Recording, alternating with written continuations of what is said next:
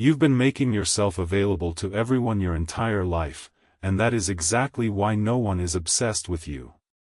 Think about it. You show up. You're pleasant. You're agreeable. You mirror whatever energy the room demands. You become whatever version of yourself the situation seems to call for. And yet, you watch people chase the ones who seem to care less. You watch them obsess over the ones who are unpredictable, distant, hard to read. You tell yourself it's because those people are more attractive, more charismatic, more naturally gifted. But that's not it. That's never been it. The person everyone chases isn't the most attractive person in the room. They're the one who identified exactly what was missing and became it. That's the whole game.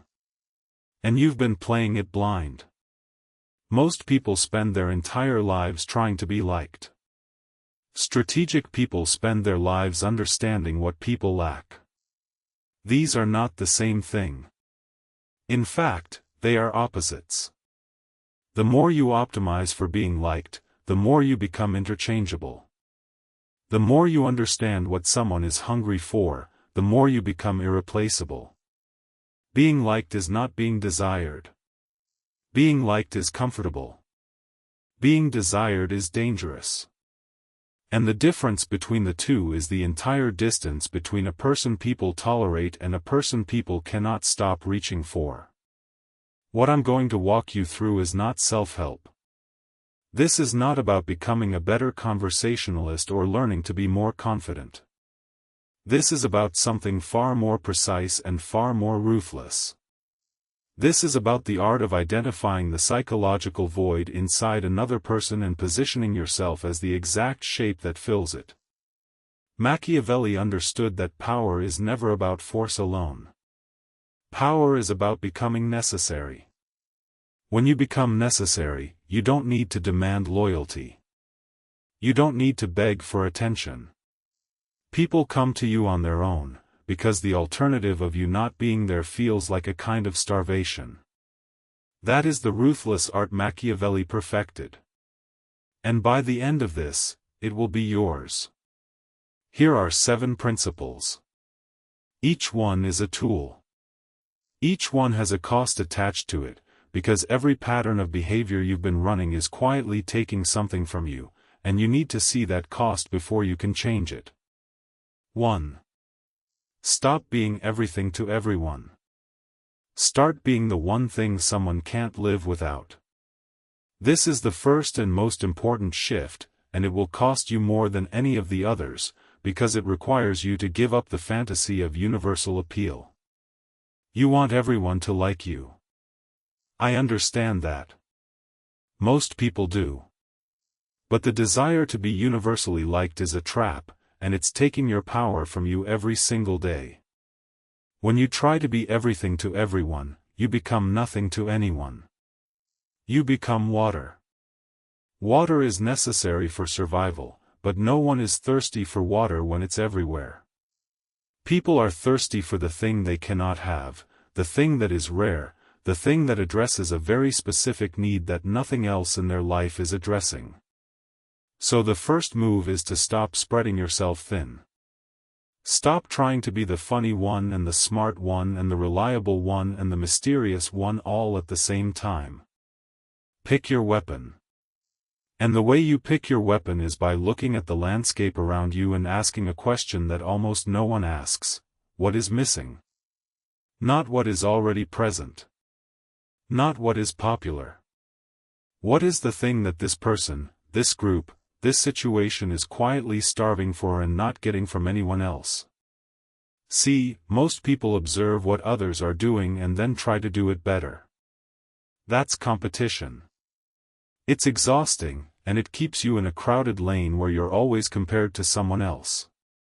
Strategic people observe what others are failing to provide, and they become that. That's not competition. That's monopoly. You don't compete. You occupy a space that no one else is occupying, and then you own it completely. The person who is always agreeing with everyone is not valued, because agreement is cheap and everywhere. The person who challenges you in a way that makes you feel more alive, more sharp, more yourself, that person is valued. The person who is always available is not valued, because availability signals low worth. The person who is selectively available, whose attention feels earned rather than given, that person is valued. You need to stop asking, "How do I get them to like me?" and start asking, "What do they not have that they desperately need?" That question will change everything about how you move through the world. 2. Know yourself before you try to know anyone else. This is the principle that most people skip, and skipping it is costing them every interaction they have. You cannot identify the void in someone else if you don't understand your own nature first. It's like trying to use a tool without knowing what the tool does. You'll swing it around and maybe you'll hit something by accident, but you'll never be precise. Here's what I mean. Every person has a natural archetype, a core quality that, when amplified, becomes their seductive weapon. Some people are naturally magnetic. Their presence fills a room.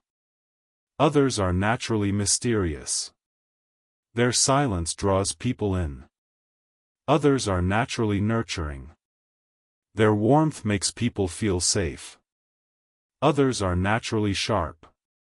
Their intellect makes people feel challenged and alive. The mistake most people make is trying to adopt an archetype that isn't theirs. The quiet person tries to be loud. The warm person tries to be cold. The intellectual person tries to be playful. And it doesn't work, because people can feel the inauthenticity. They may not name it, but they feel it. Something is off. Something is forced. And that offness kills attraction instantly.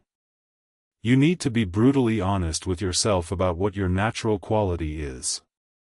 Not what you wish it was. Not what you admire in others.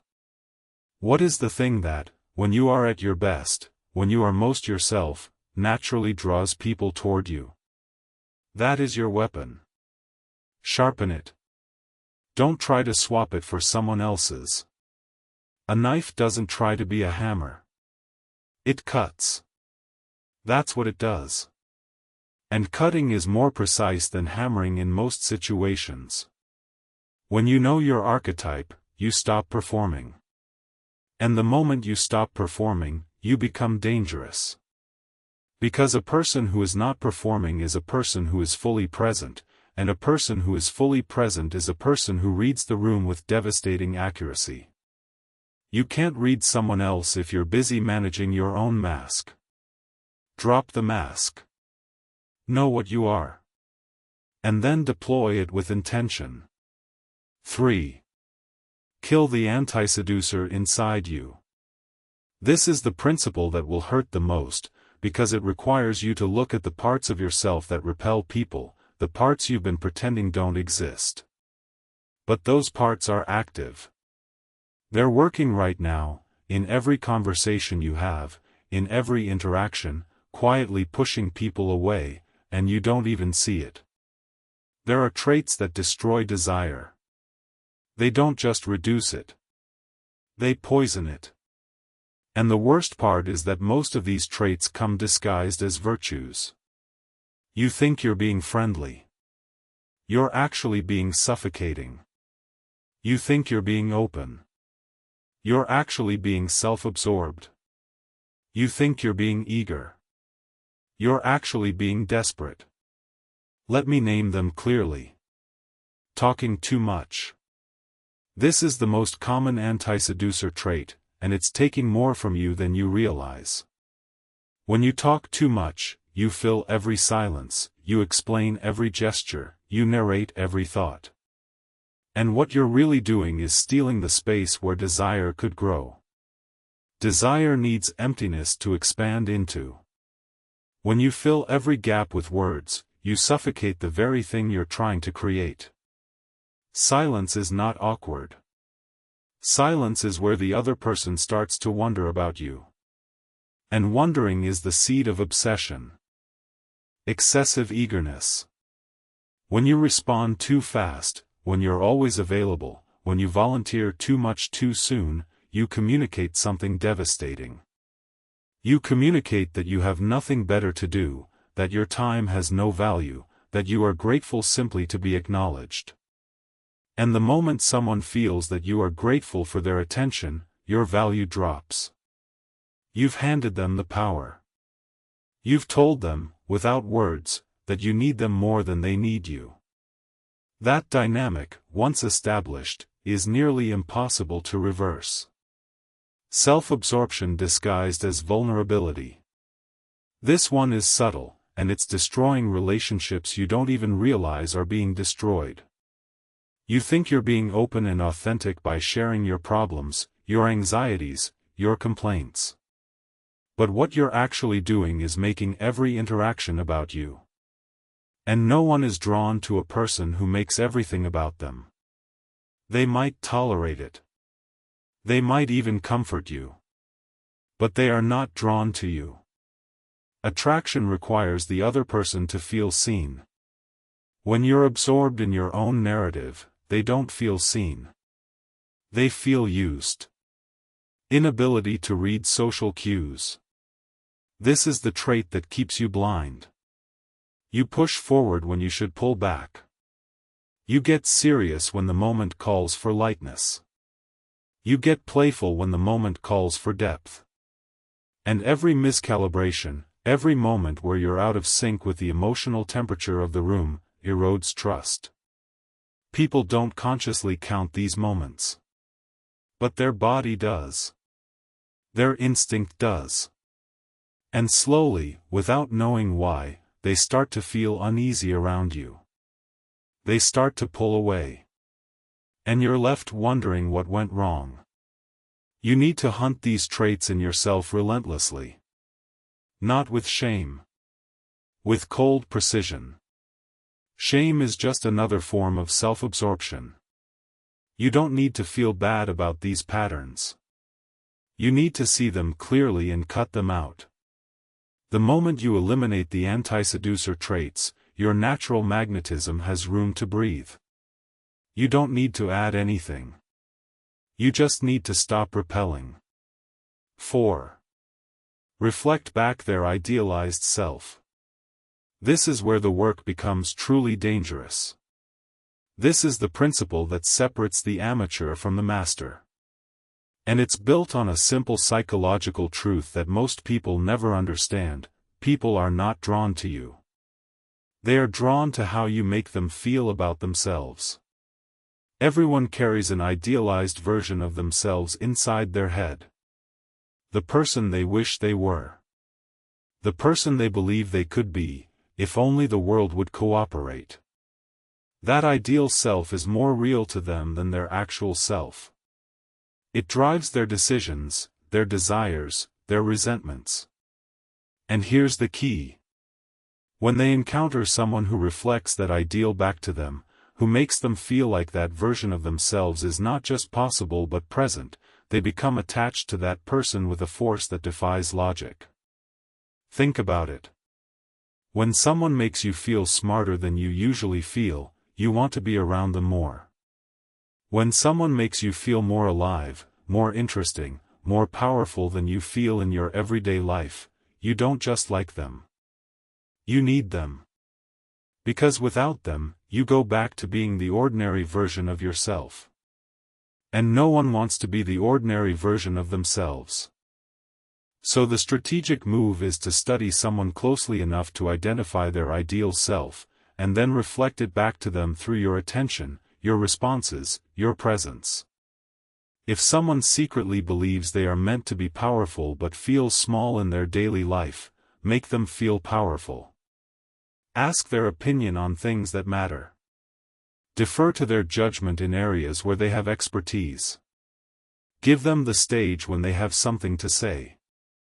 If someone secretly believes they are meant to be deeply understood but feels invisible in their daily life, listen to them with a quality of attention that makes them feel like they are the only person in the room.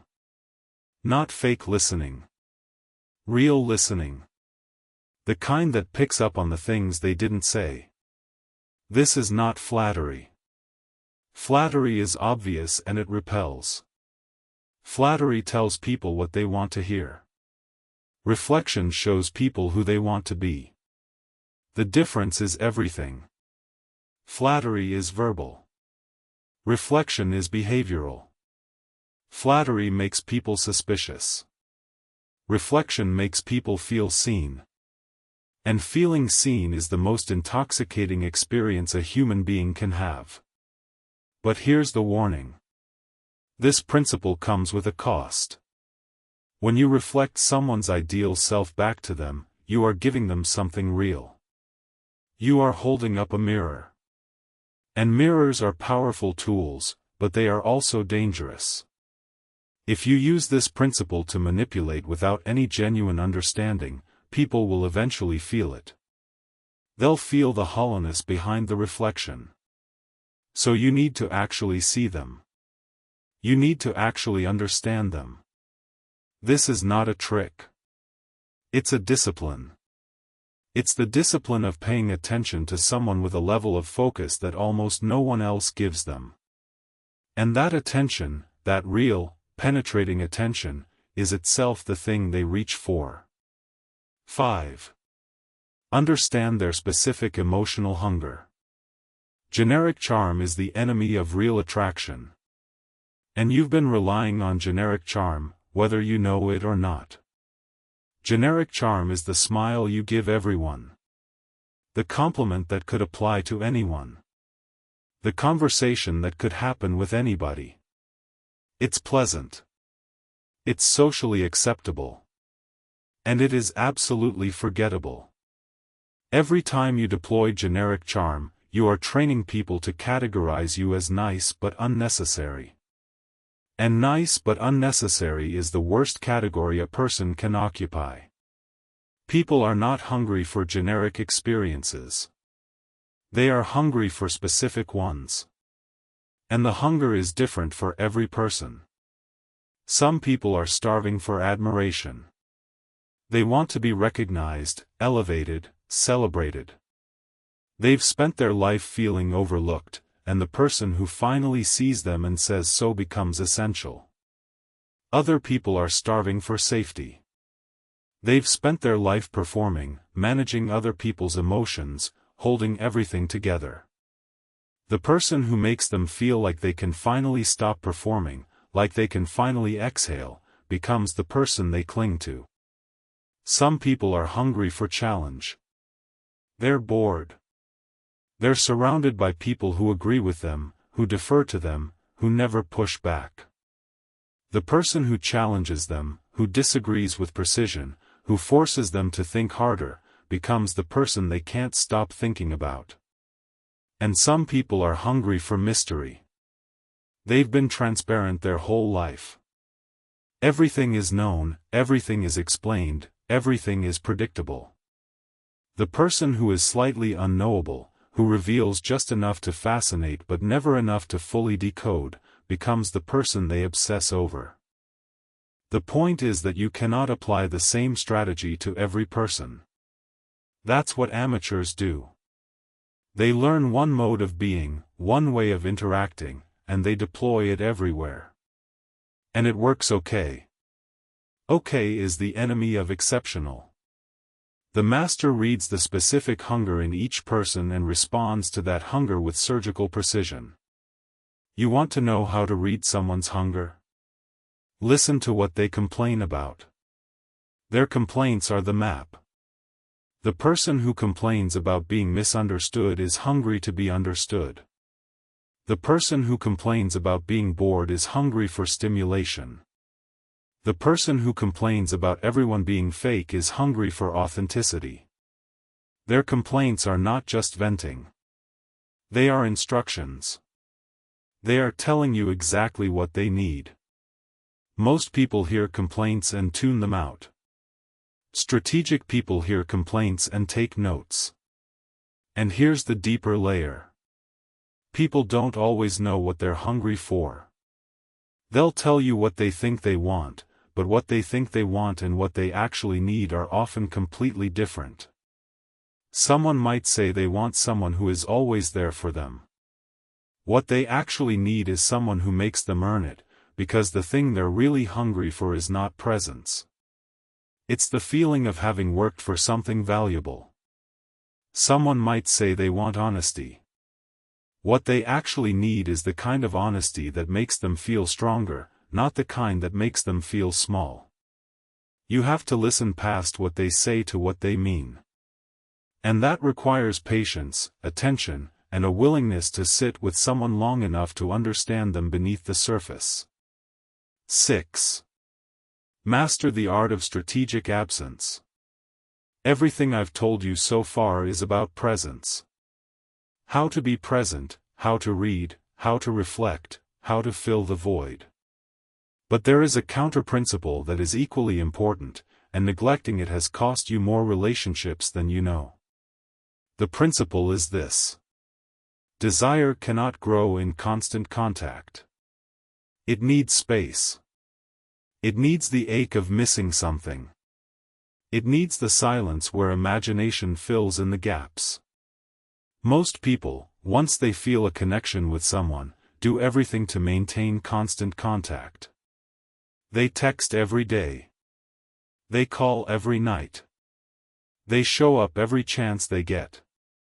And they watch, helpless, as the connection slowly flattens, as the excitement drains, as the other person starts to take them for granted.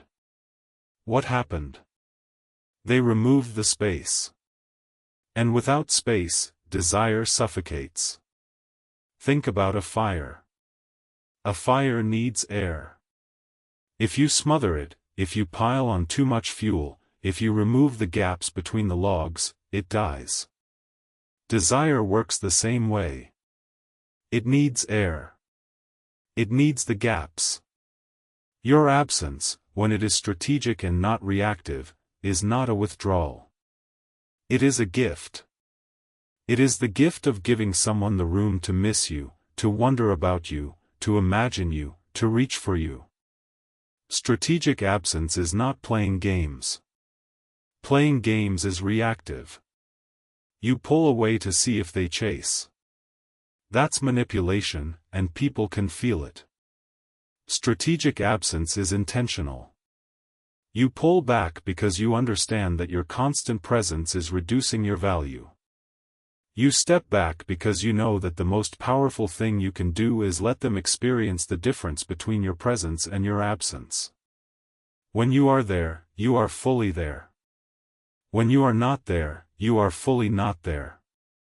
No mixed signals. No half-presence. No hovering. You are in or you are out. And that clarity, that refusal to hover in the middle, is what makes both your presence and your absence powerful. Marcus Aurelius understood something that most people never grasp. He understood that the person who is not dependent on external validation moves through the world with a kind of quiet authority that is unshakable. When you are not desperate for someone's attention, when your absence is not a punishment but simply the natural rhythm of a person who has their own life, their own purpose, their own direction, you become magnetic. Not because you're trying to be, but because a person who is complete on their own is the rarest thing in a world full of people who are desperately incomplete. 7. Become the ideal they've been searching for without ever saying you are. This is the culmination. This is where all the principles converge into a single posture. And it's the posture that changes everything. The ideal is not something you announce. You don't walk up to someone and say, "I'm everything you've been looking for." That would be grotesque. That would instantly destroy the effect. The ideal is something you embody. You become it so completely that they discover it on their own, and when they discover it, they believe it was their idea. And things that people believe were their own idea are the most powerful beliefs they hold. Here's how it works. You study someone. Not creepily. Not obsessively. but with the quiet attention of a person who is genuinely interested in understanding another human being. You learn what they value. You learn what they fear.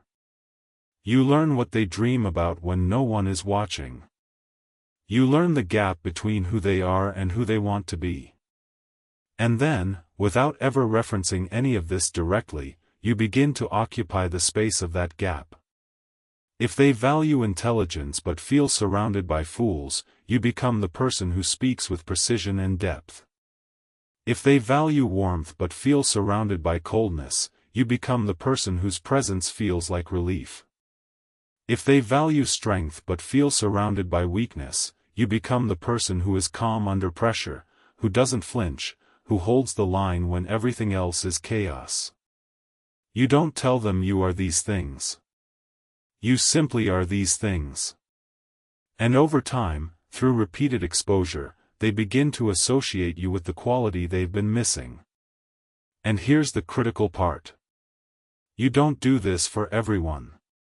You do this for the specific people you want to draw in. Because the truth is, you cannot be the missing piece for everyone. The missing piece is, by definition, specific.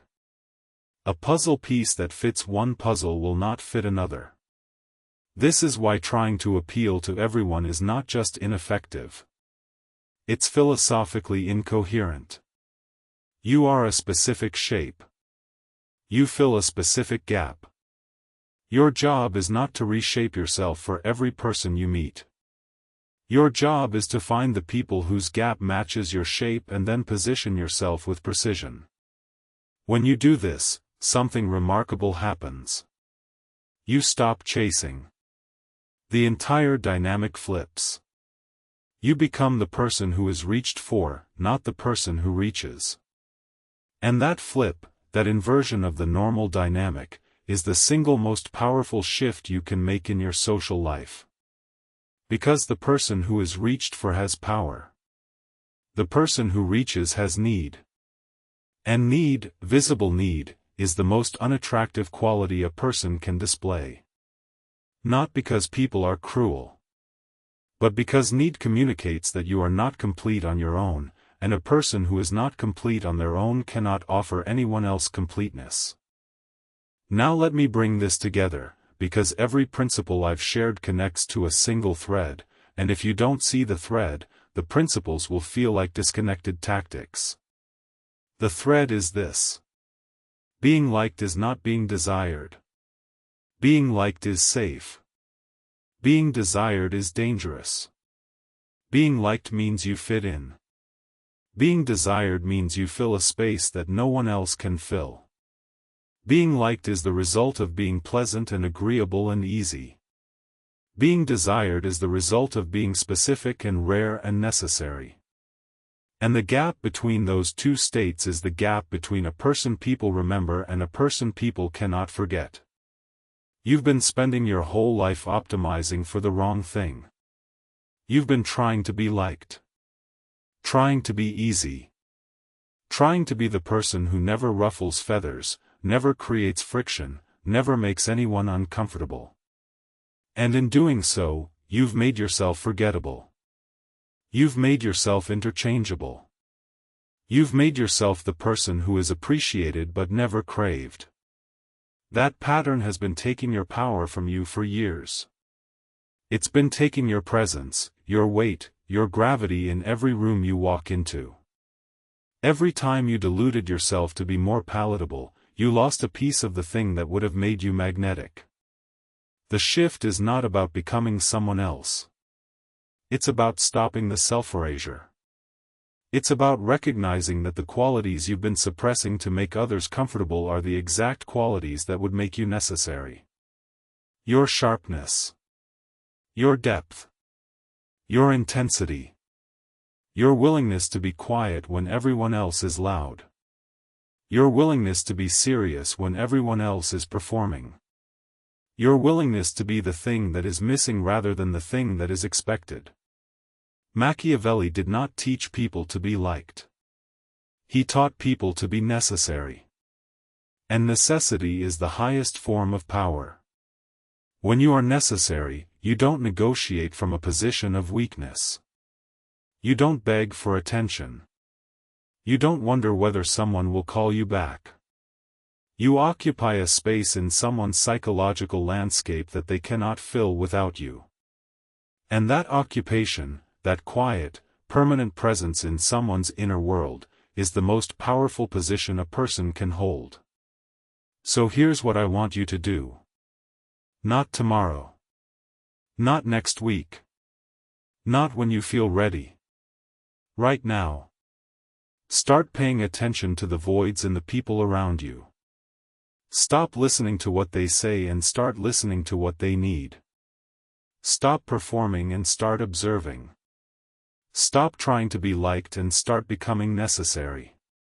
Hunt the anti-seducer traits in yourself with the same cold precision that a surgeon hunts for disease. Cut them out. Give yourself the space to be specific, to be rare, to be the one thing that someone has been unconsciously reaching for without knowing what they were reaching for. And remember this. The person everyone chases is never the person who tried hardest to be chased. They are the person who understood, with quiet, devastating clarity, exactly what was missing, and became it. Being liked is not being respected. Being available is not being valued. Being everything is not being anything. The ruthless art Machiavelli perfected, the art of becoming necessary, of making your absence felt as a loss, of occupying a space no one else can fill, that art is now yours. The question is whether you have the discipline to use it. Most people won't. Most people will hear this, feel something shift inside them for a moment, and then go right back to being everything to everyone. Don't be most people. If something in what I've said resonated with you, if you felt the cost of the patterns I described, if you recognized yourself in the anti-seducer traits or the generic charm or the constant availability, then say it. Write it in the comments. Not for me. For you. Say, I am untouchable. Say it because the act of declaring it, of putting it into words, of claiming it publicly, is the first step in making it true. The pattern of being everything to everyone ends the moment you decide it ends. Right now, not tomorrow. Right now.